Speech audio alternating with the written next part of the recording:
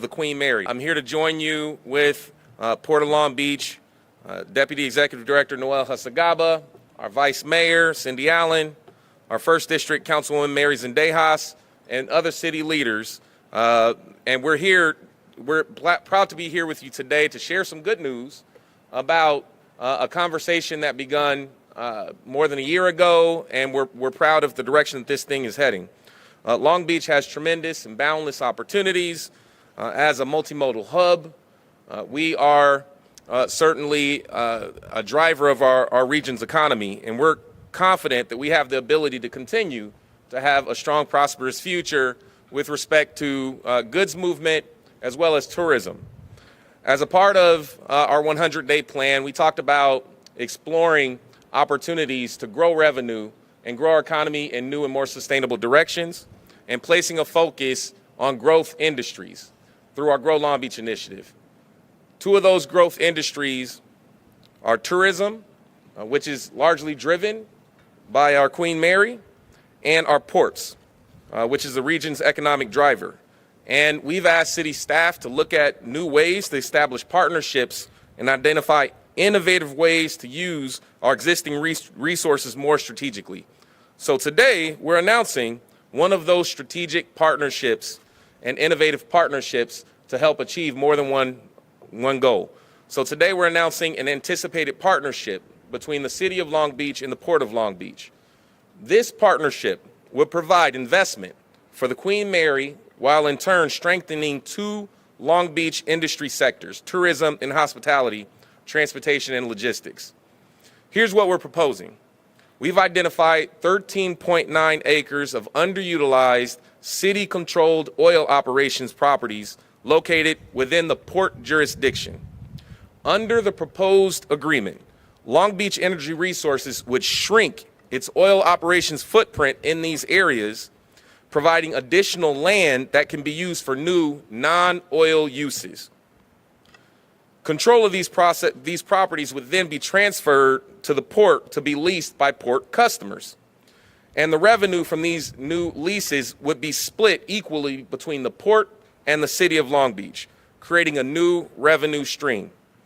In addition to that revenue, and also as a part of this agreement, the port will advance $12 million to the City of Long Beach, which will be used to fund the Queen Mary's many reopening amenities and activities, ongoing restoration projects, and infrastructure needed at the site. This is going to help expedite the Queen Mary's return to profitability. The city's allocation of the new revenue share will be used to repay the advance, and after which it will accrue to the city's Tightlands Operating Fund to be used for various infrastructure projects in our shoreline area. Again, this is a fund that we know has a uncertain future given the shifting, complex legislative landscape around the legislative environment around oil production. This proposed agreement will bolster our local economy and better position Long Beach in the tourism and goods movement industries. Now, we expect that this proposed agreement to go before the City Council next month, at which time we'll have more information to share. But at this point, I want to thank our city leadership, our city manager, Tom Modica, our department heads, and our staff for their hard work on this proposal. And I appreciate the Port of Long Beach's leadership for engaging with us in this opportunity, and our Harbor Commission for their support of this new partnership, this new direction. And now I want to welcome up our Vice Mayor, Cindy Allen, who's been involved in showing leadership for more innovative ways to partner with the Port on the Queen Mary. So please welcome Vice Mayor Cindy Allen.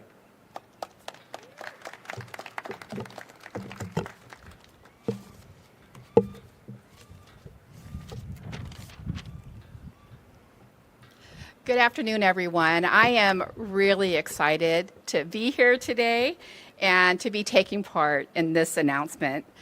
A little over 2 years ago, I asked my city council colleagues to identify pathways in which the port and the city could work together to secure the future of the Queen Mary. And I can tell you this, without a doubt, the Queen Mary is important to me. It's important to the city, and it's important to everyone in this country and even around the world. After a lot of time and discussion and strategy, we are here today with a proposed partnership. But there are many benefits to the partnership, and as the mayor mentioned, this will grow our Long Beach initiative and enhance our economy. It will be key to implementing strategies and policies that will facilitate our future and economic success by diversifying the local economy and establishing new revenues and growing targeted industry sectors.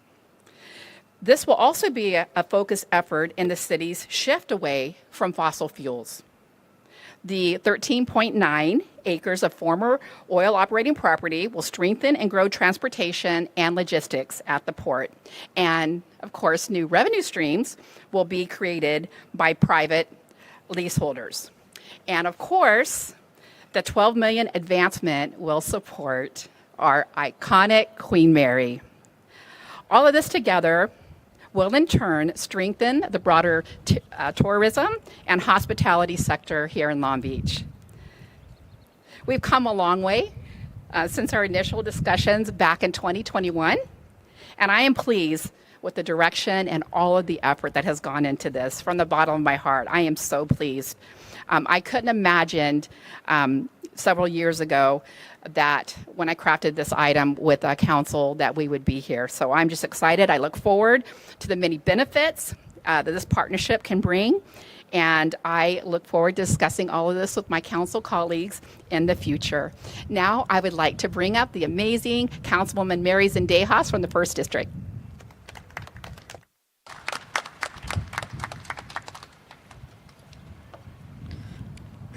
Thank you so much, Vice Mayor, and thank you so much for the incredible work that you've done to get us here.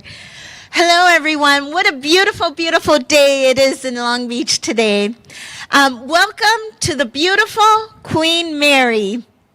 I am honored to join my colleagues and our friends at the Long Beach Port in sharing this great news today for this exciting potential partnership. The last few years, we've focused a great deal on this iconic landmark behind me. We've conducted critical repairs to ensure its structural integrity and safety. And we continue to work diligently on many other historic preservations and restoration projects on board. As the Queen Mary continues its reopening and welcomes passengers from around the world back on board, the $12 million advance funding from this agreement will significantly support many of these projects and activities taking place. And as the Queen Mary steadily generates more revenue from those attractions, we will continue to be in a much better position to conduct additional future restorations and development for the ship and its surrounding 43 acres. The Queen Mary is the crown jewel, not only of our shoreline, but of our entire city. And we must continue to treat her with the devotion and the care that she deserves. At this time, it is my absolute pleasure to now invite up Deputy Executive Director for the Port of Long Beach, Noel Hasegaba. Thank you. Thank you very much for that very kind introduction, Council Members. Zendejas, on behalf of the Port of Long Beach Harbor Commission, our Executive Director, Mario Cordero, it truly is my pleasure to join Mayor Richardson, Vice Mayor Allen, Council Members Zendejas, and Council Member Duggan in announcing this strategic collaborative solution. As you've heard already, what we're announcing here today together is just one fruit of a months-long and ongoing process where we've tried to optimize and maximize the way that we approach multiple challenges at the same time and come up with solutions that address multiple challenges at the same time. And so we're very excited to join our city leadership and be able to announce this, that will invest in the very near term some needed funding to bring our iconic Queen Mary back to operation. And I can tell you this, that these win-win solutions don't just happen. They require engagement and leadership at all levels of the city and port leadership.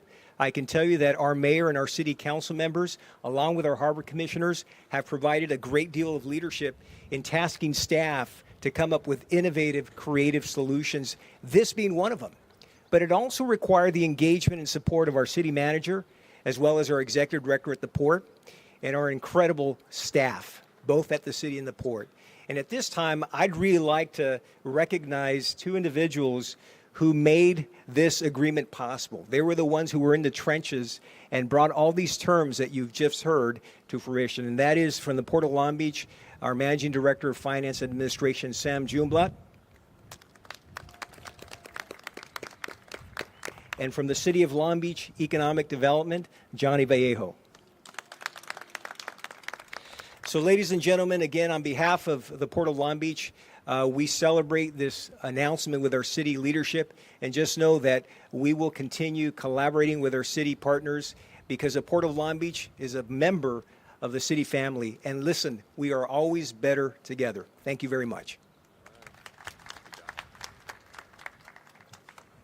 All right. Let's hear it for the city council members and Noel. Thank you so much for your comments. Also want to acknowledge Councilmember Christina Duggan, who is chair of our Coastal Protection and Climate Committee. So thank you so much for joining us today as well. As we conclude, and we'll take some questions, and if there are any, and then go to interpretation. We just want to just sum it up and say that this is what it requires. It requires us to work together, think about innovative ways to work together, because the city, all cities have big challenges, but when we work together, we can find solutions. This creates more opportunities at the port. When the port does well, the city of Long Beach does well. It creates revenue streams to help offset oil revenues that are anticipated to decline, and it helps inject much-needed resources in our Queen Mary. That's a win-win-win.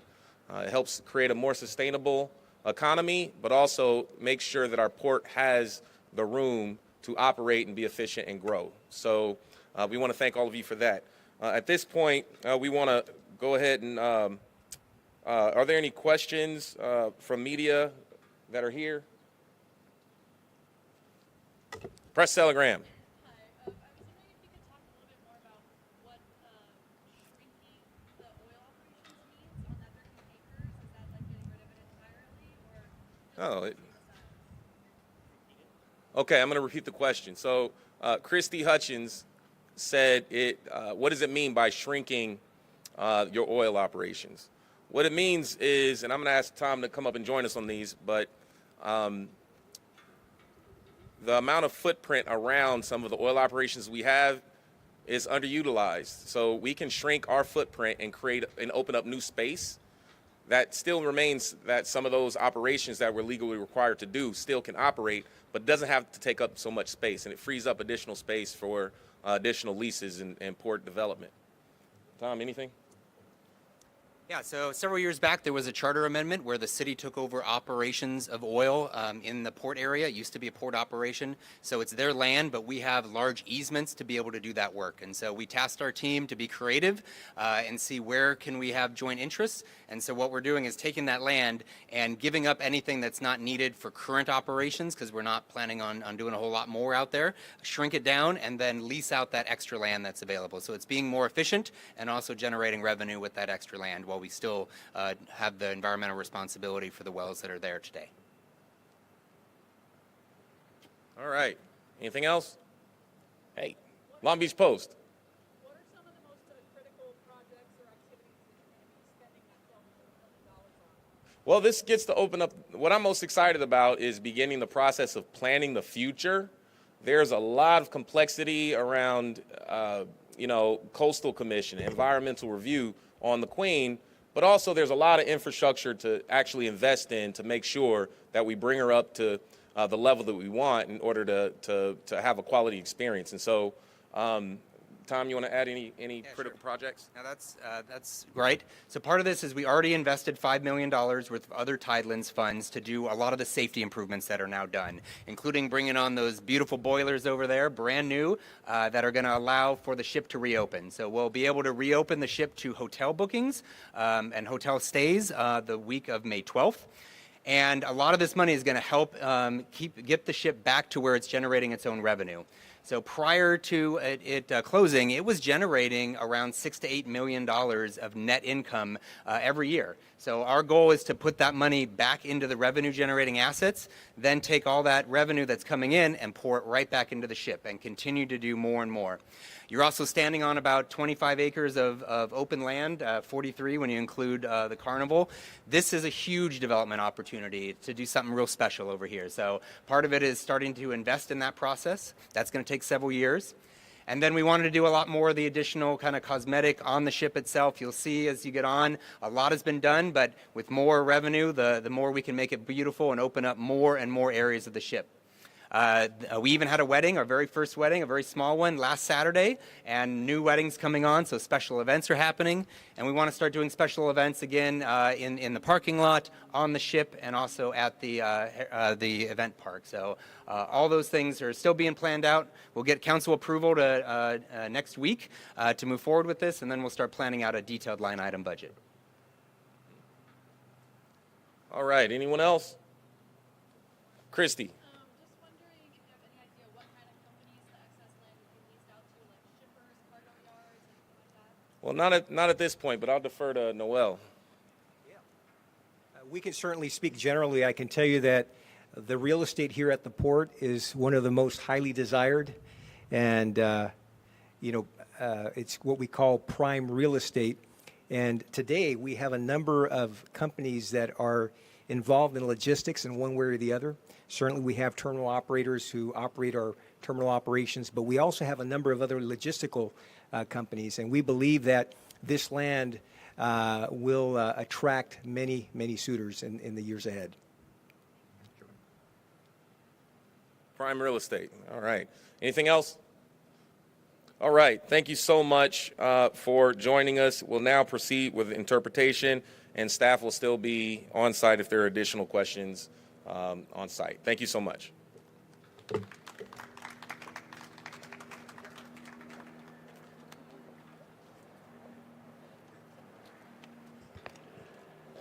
Hola, muy buenas tardes. Gracias por sintonizarse una vez más al canal de Long Beach aquí en el Queen Mary. Les damos la más cordial bienvenida. En la ciudad de Long Beach está anunciado una asociación anticipada entre la ciudad y el puerto de Long Beach que proporcionaría un apoyo de inversión para el Queen Mary. Además, fortalecerá dos sectores muy importantes, la industria de Long Beach en el turismo, hospitalidad, transporte y logística.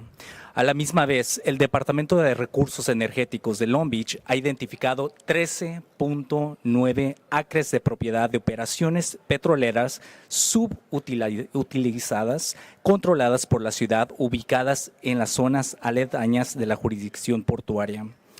Según el acuerdo propuesto, Long Beach y Energy Resources reduciría sus operaciones petroleras en estas áreas, proporcionando tierras adicionales que pueden utilizarse para nuevos proyectos en el mismo. Además, queremos enfatizar que todo esto es un proyecto en conjunto con la asociación. El costo de esas propiedades se transferiría al puerto para ser arrendado próximamente por clientes del mismo puerto. Y los ingresos de la misma manera serán reinvertidos una y otra vez en las partes iguales entre el puerto y la ciudad. Como parte del acuerdo, el puerto adelantará 12 millones a la ciudad, utilizando para financiar las comodidades y actividades de reapertura del Queen Mary, apoyando a dichos proyectos, restauración en curso o abordar las necesidades de infraestructura en el sitio para ayudar al Queen Mary, generando ingresos, apoyando la restauración futura y adicional que el desarrollo final de 43 acres de las zonas aledañas que están en su proximidad.